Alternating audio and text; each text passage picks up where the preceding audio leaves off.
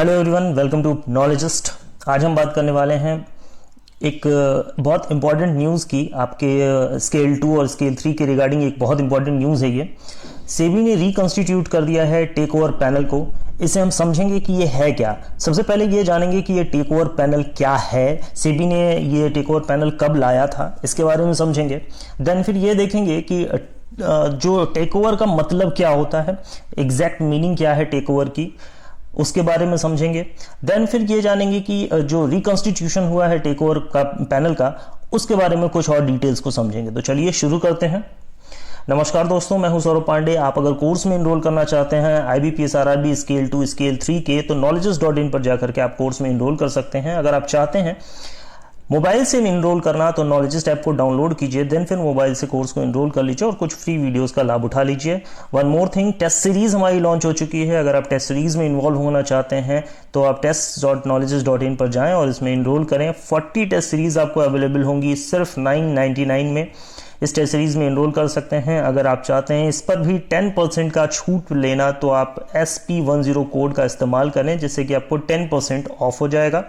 One more thing, RRB GBO 21 का group है हमारा। यहाँ आप ग्रुप से जुड़े, यहाँ पर आपको लेटेस्ट वीडियोस की अपडेट्स और आपकी जो भी क्वेरीज होंगी वो सॉल्व कर दी जाएंगी। और कुछ नॉलेज से जुड़ने पर, जाहिर सी बात है, तो इससे जुड़ने पर आपको कुछ नॉलेज होगी, बातें जरूर गेन होंगी। तो चलिए शुरू करते हैं।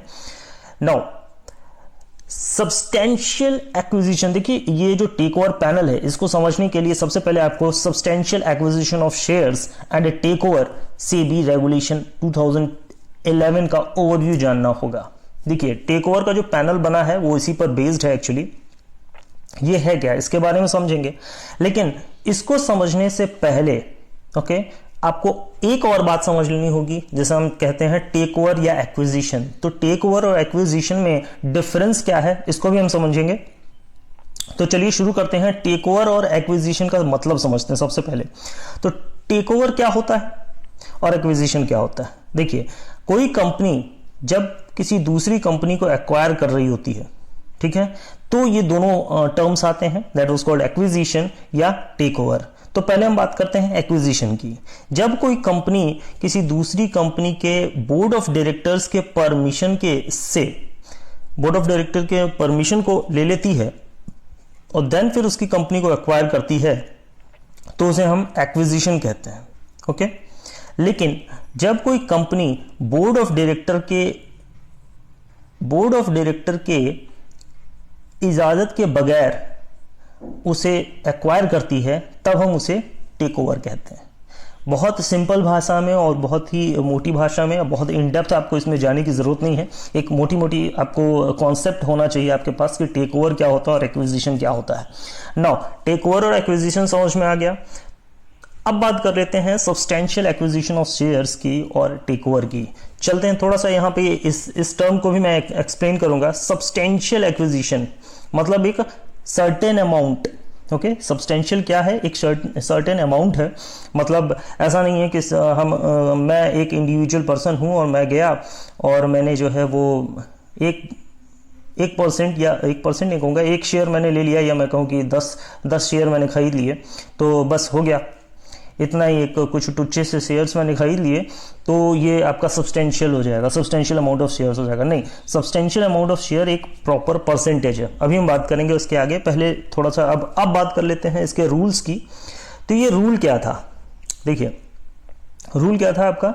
सेबी कहता है कि SEBI is the market regulatory for public listed companies. जब कोई कंपनी, ठीक है, एक्वायर करती है 5% या उससे ज्यादा, ठीक है, किसमें, किसी दूसरी लिस्टेड कंपनी को। ओके, जो लिस्टेड कंपनी जो एक्वायर होने जा रही है, देखिए एक चीज और है, जो कंपनी एक्वायर करने जा रही है उसे हम एक्वायरर कहते हैं। ओके, एक्वायरर कहते हैं। और जो कंपनी ये जिसको एक्वायर करेगी, इसे हम टारगेट कहते हैं, यानी कि ये टारगेट कंपनी है।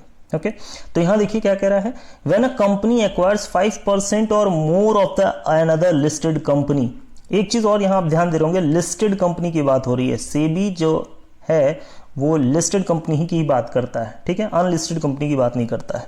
नाउ, अब क्या कह रहे हैं कि व्हेन अ कंपनी एक्वायर्स 5%, जब कोई कंपनी 5% या उससे ज्यादा एक्वायर करती है क्या चीज का, किसी दूसरी कंपनी का, that was called target company, ठीक है, किसी दूसरी कंपनी को, तो then it has to make a disclosure, तो उसे क्या करना होता है, उससे अपने अमाउंट का, अपने जो उसकी होल्डिंग्स होती हैं, शेयर होल्डिंग्स होती हैं, और उसकी जो आईडी होती है, वो सब कुछ उसे पब्लिकली शो करना होता है, और साथ ही साथ उनको भी शो करना होता है, एक्विजिशन जो टारगेट कंपनी है उनको भी शो करना होता है। ओके, कितने में, देखिए, then it has to make a disclosure, disclosure अपनी आईडी का डिस्क्लोजर करेंगे वो, ओके, और अपने जो उनके पास ऑलरेडी शेयर होल्डिंग्स है उनका वो एक्सपोजर करेंगे, और साथ ही साथ make a disclosure of all it's holdings, कहा ना, सारी अपनी होल्डिंग्स का वो क्या करेंगे, एक्सपोजर करेंगे, विद इन कब,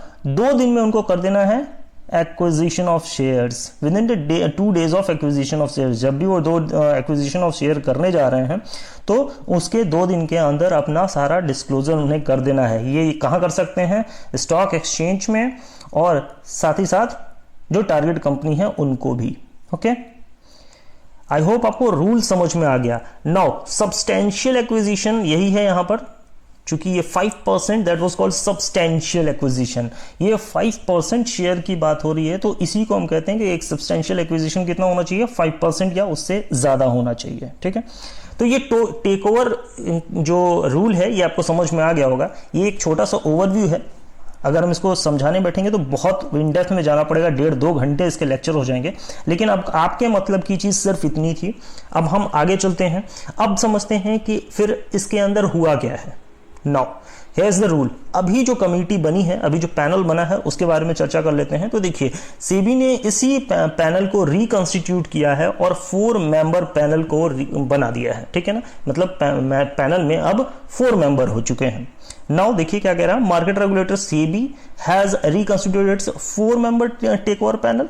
ठीक है, इसमें देखिए क्या कह रहा है, अब द टेक ओवर पैनल, अब जो टेक ओवर पैनल है वो क्या करेगा, फिर take over panel looks into the application that seeks exemption. Okay, मतलब ये एप्लीकेशंस को, ऐसे एप्लीकेशंस को देखेंगे जो आए हैं, किस लिए आए हैं, एग्जेम्पशन के लिए आए हैं। किस एग्जेम्पशन के लिए आए हैं, यही जो आपको अभी मैंने मैंडेटरी ऑफर बताया, मैंडेटरी ओपन ऑफर बताया कि उन्हें सब कुछ ओपन कर देना होगा। ठीक है, यानी कि जो एक्वायरर है उसका जो भी अपना जो माइनॉरिटी शेयर होल्डर्स को उनको सब कुछ दिखा देना था कि मेरे पास कितनी शेयर होल्डिंग किस किस चीज की है, वो सारे जो मैंडेटरी रूल है इसका कि आपको दिखाना ही है विद इन 2 days, ये इस पर देखेंगे। इस पर इन्होंने क्या किया है, एप्लीकेशन लिखा है। मैं इसको थोड़ा सा समराइज वे में आपको बताता हूं। जो एक्वायरर हैं, ओके, उन्होंने एग्जम्पशन के लिए क्या किया, एग्जम्पशन के लिए एक लेटर लिखा, कह सकते हैं लेटर, या कहें कि एक एप्लीकेशन लिखा।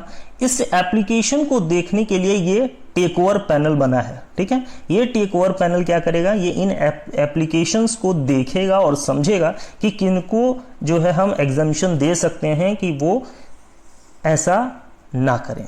अच्छा, इन्होंने किस लिए, जो एक्वायरर थे वो किस लिए मतलब वो एप्लीकेशन लिखे थे एग्जम्पशन की, किस के एग्जम्पशन की, मैंडेटरी टू ओपन ऑफर, मतलब ये अपनी शेयर होल्डिंग जो है नहीं दिखाना चाहते हैं, तो उसके लिए कुछ एग्जम्पशंस हैं उस रूल में। वो रूल का जो एग्जम्पशन हो उसके हिसाब से इन्होंने एप्लीकेशन लिखा है, और ये एप्लीकेशन जो है वो टेक ओवर पैनल देखेगा और समझेगा और देन फिर उनको एग्जम्पशंस देगा। आई होप आपको कॉन्सेप्ट समझ में आया होगा कि यहाँ क्या बात चल रही है, क्योंकि ये पॉइंट बहुत इंपॉर्टेंट है।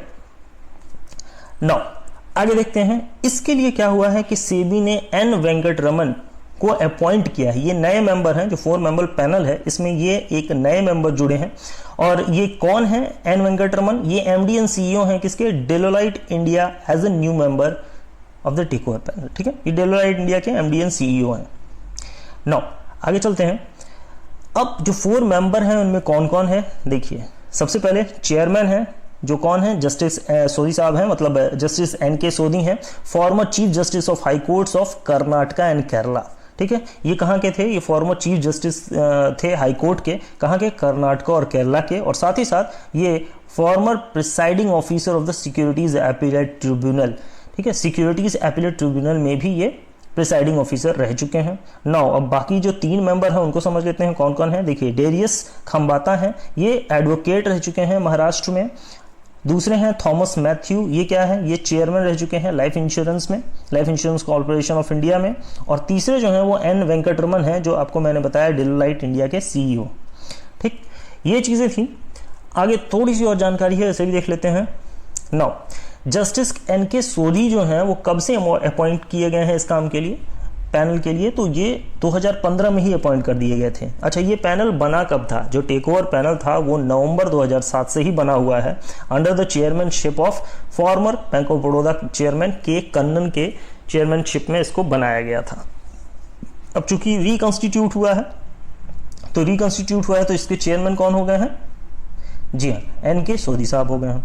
आगे अब मैं थोड़ा सा फिर से समराइज करना चाहूंगा, अगर आपको वो पॉइंट नहीं समझ में आया है तो एक बार इस पॉइंट को अगेन समझ लीजिए कि जो भी एक्वायरर हैं उनके लिए एक कंडीशन थी कि उन्हें अपने जो होल्डिंग्स हैं वो शो करने हैं with in 2 days of acquisition के 2 दिन के अंदर। ठीक है, अब इसके लिए कुछ सर्टेन एग्जेम्पशंस थे।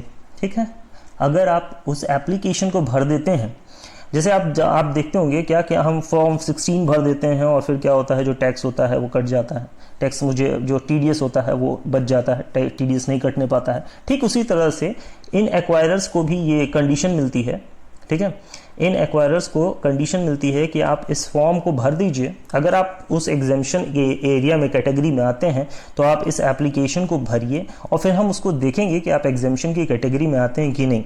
अगर आप एग्जेम्पशन की कैटेगरी में आते होंगे तब आपको वो शो नहीं करना होगा, या कहें कि जो ओपन ऑफर है उससे आप बच जाएंगे। ठीक है, तो ओपन ऑफर से बचने के लिए आप एप्लीकेशन कीजिए, उसके बाद हम देखेंगे। तो नाउ ओपन ऑफर के लिए इन्होंने एप्लीकेशन कर दिया। इस एप्लीकेशन को देखने के लिए ये टेक ओवर पैनल बना है, ये 4 मेंबर टेक ओवर पैनल बना है। आई होप आपको अच्छा लगा होगा कंटेंट।